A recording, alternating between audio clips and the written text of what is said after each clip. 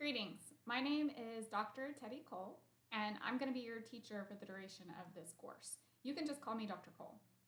I have been a nurse for, I had to calculate, about 17 years. I've been at TU, this is my 10th year teaching. I've been teaching overall 12 years. My background, I am a University of Tulsa graduate from '09. I got my master's in 2012, and I recently graduated with my DNP, or my doctorate, from Samford University just this last year, May of 26. So fresh out of the water, DNP graduate. Background for nursing, I started out in med-surg for 2 years. Worked at this time it was a level 2 trauma center, but I worked in med-surg at first, and from there I transitioned to emergency room nursing. I was a bedside nurse for over 10 years, so a total of 12 years experience bedside nursing. Currently, I am working at a clinic that is a safety net clinic. It's called Good Samaritan Health Services, and I've been doing that for about 2 years, and I'm transitioning to more of a bedside role this summer, actually. I have been doing patient education courses, so I will feel just brand new as you guys are in that current role. I love teaching. It's kind of one of my passions is helping somebody find their why. I've done retention work. I've done working on helping with pass rates, so I'm pretty good about NCLEX. I help lots of students as they're preparing to take their board exams. Personally, I am a mama of 5. He'll actually be 12 in July, my 12-year-old. So I started teaching about the time, I think he was 4 weeks old when I started teaching. I was not even off maternity leave when I started with him. I can't believe he's going to be 12 this year. So my Caleb, he's 12. I have a child that just turned 10, and he is my BMX racer. So he does nationals.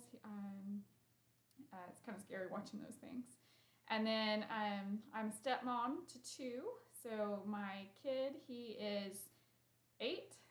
He'll be 9 in September. And then I also have one girl, and it's my stepchild, and she is 7. She's the princess. And then I also have a baby. He is 2, terrible 2, so pray for me.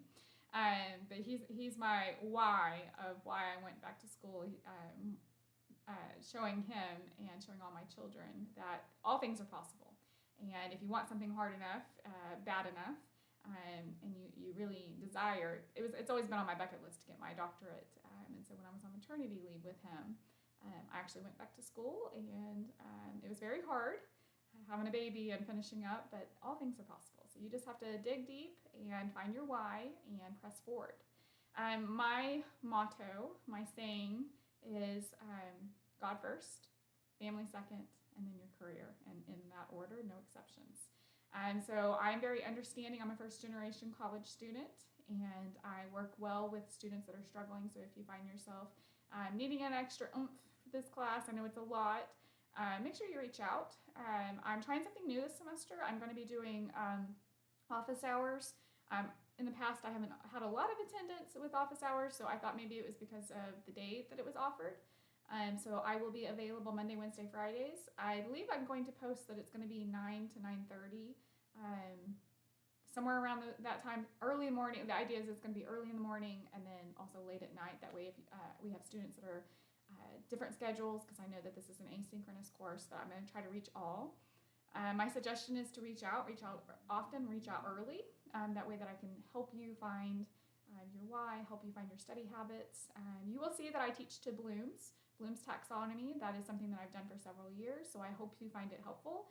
What's great about that is through my retention role, I really learned on how to reach students through different learning styles. And it's one thing that I'm really passionate about is helping students to find what works for them, because your learning style might not match up with my teaching style, and that's okay. We all have our preferences, just like you have your own fingerprint. Everybody's a little bit different. And so instead of just teaching my own learning style or my own teaching style, I really find that it's helpful when you teach to multiple different modalities and help to reach students that maybe prefer either reading or writing or kinesthetic, or maybe you need it a different way, that you need to be more auditory. And I try to help students along the way find what works best for you.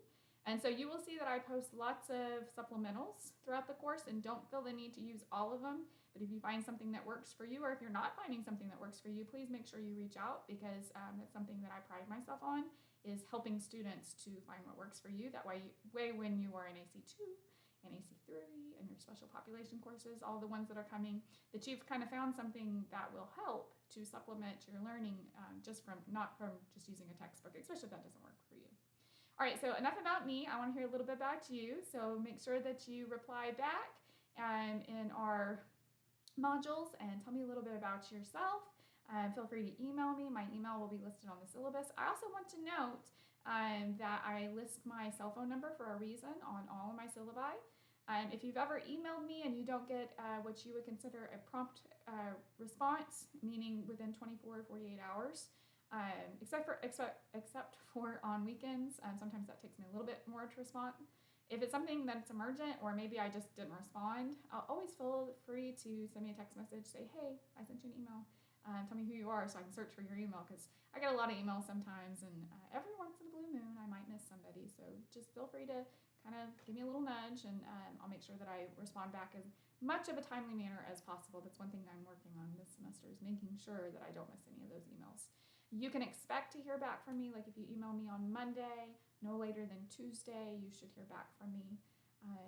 Assignment grading.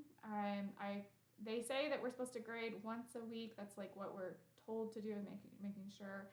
I'm generally pretty quick on them, but per the posted guidelines, expect to receive back. So if you turn something in Sunday night at midnight, by Wednesday, you should have a grade posted for that.